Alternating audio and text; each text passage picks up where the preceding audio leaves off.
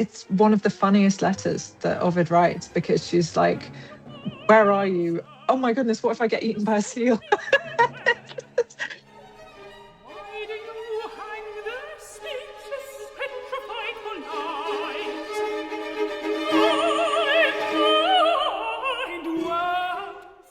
I want to talk to you about the amazing women of Greek myth that you are singing this autumn. And I'm trying to work out what my status is in these concerts. And I think it's basically sort of hanging around slightly irritatingly with a book. That's my vibe. That's pretty good status. Yeah, exactly. Yeah. It's going to work for me.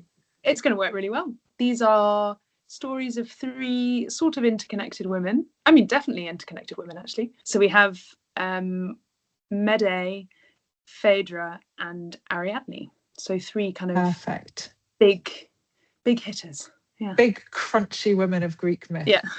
So shall we start with Phaedra, as I would call her? Yeah. But Phaedra, obviously, because so often she is French. Exactly. And she is one of the most complicated women in Greek myth, I think, because of the Euripides play, I guess, the Hippolytus, which Racine reworks as Phaedra.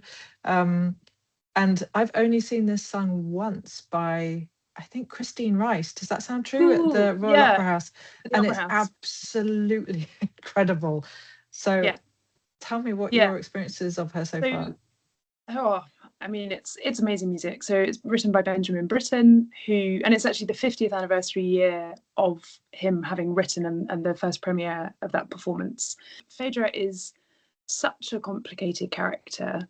There's an amazing line about halfway through this extended piece. It's about an 18-minute piece where she's been sort of railing at the world around her and finally turns to all the gods of wrath and sort of blames them or laments at them for their role in leaving her in such a complicated position. She's fallen in love with her stepson, not a good way to be.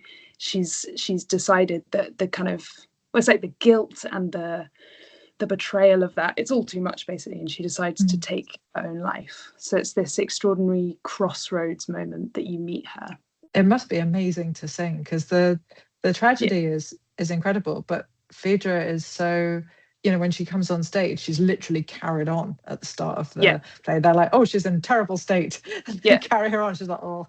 And then, we watch her life unravel thanks to the sort of awfulness of Hippolytus, of her stepson, and the deceitfulness, I guess, of the nurse who's supposed to keep her secrets but doesn't.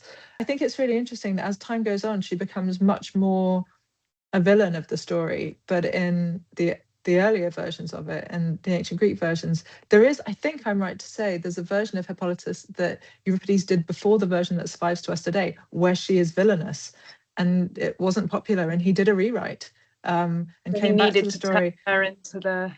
That's to make really her interesting. Yeah, because at the end of the play, they're like, wow, the gods have really done you over. But they don't say, and so did she. They're sorry for her. So it's the much more sympathetic version that survives to us from antiquity, I think, relative to the version that we see in later writers. She must be a really exciting role to sing. Yeah, for sure. And also this kind of truncated version of events, there's this wonderful lack of clarity as to whether... So it's no spoiler to say she kills herself at the end by taking a poison. Yes. And there's something wonderful about this piece where you don't know if she's already done that. And this is fantastic, her last moment of, that the poison has effectively taken hold, and this is her explosion because of that. Or whether it's a real-time decision-making process to the moment where she takes the poison at the end. And do you know how you're going to play it?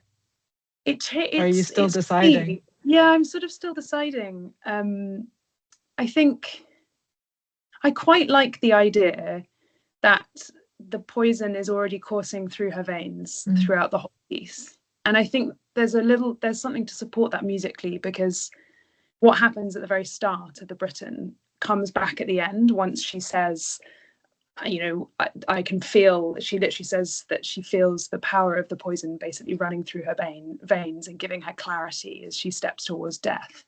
And then the music from the very start of the piece comes back again. So there does seem to be this sort of like cyclical, whether that's just inevitability that it was always going to happen, or whether it was already in her brain because she knew she'd done it. I think it's quite nice to, and both could be true at the same time, you know. You're giving me goosebumps. Fun. Oh, it's so exciting. Yeah, it is exciting. And I always feel extra sympathy for Phaedra because she is the sister to Ariadne, who is another of the women you're going to sing. I should say, Ariadne, of course, is the sister who helps Theseus find his way through the labyrinth to the Minotaur, and then runs away with him, and then all kinds of shenanigans ensue depending on the version of the myth you choose.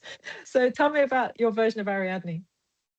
Yeah, so this, I mean, Ariadne is an amazing character. She kind of pops up across musical history as well, which is quite interesting. She's evidently a bit of an obsession with a whole variety of composers. And this is written by Joseph Haydn. So we're in the classical period.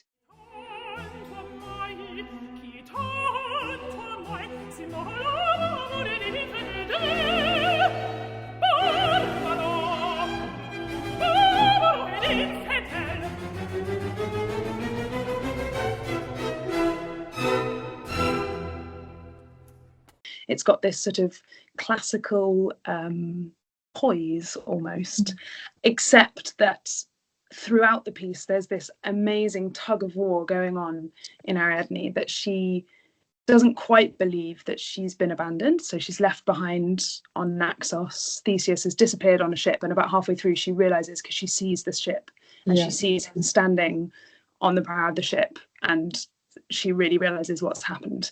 And throughout you get phrases that are like, oh, maybe he's just around the corner and he'll appear and mixed with, you know, the wrath of my family comes down on you. So there's this kind of like extraordinary sort of back and forth, the sort of tradition of, particularly earlier music, there was a great tradition of like mad songs and this kind of back and forth of sort of, you know, extreme love and extreme hate going close by each other. And I think Haydn is playing off that sense of loss. But I also feel she's quite powerful by the end of this piece.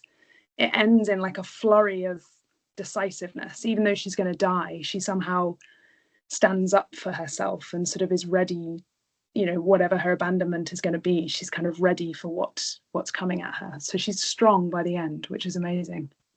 This really feels to me like it's inspired, at least in part, by one of Ovid's Heroides. So this is a collection of poems which are letters written somewhat anachronistically because alphabetic writing doesn't exist in the Bronze Age, detailed, by the abandoned women of Greek myth to their absent menfolk. And it's a set of poems by Ovid, which I love.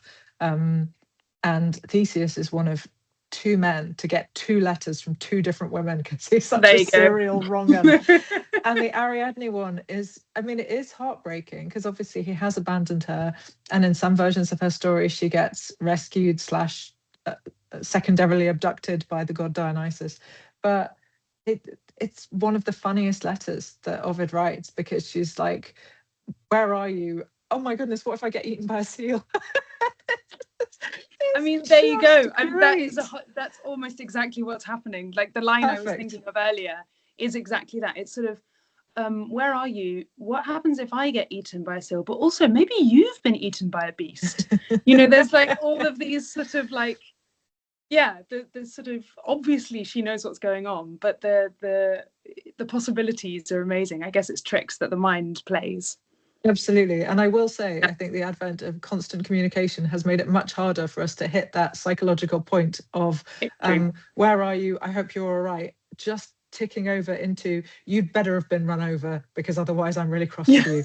And then the third woman, one very close to my heart, who you are singing, is Medea, who is connected by family to Ariadne and Phaedra because Pasiphae, who is their mother, is the daughter of Helios, and Aeetes, who is Medea's father also.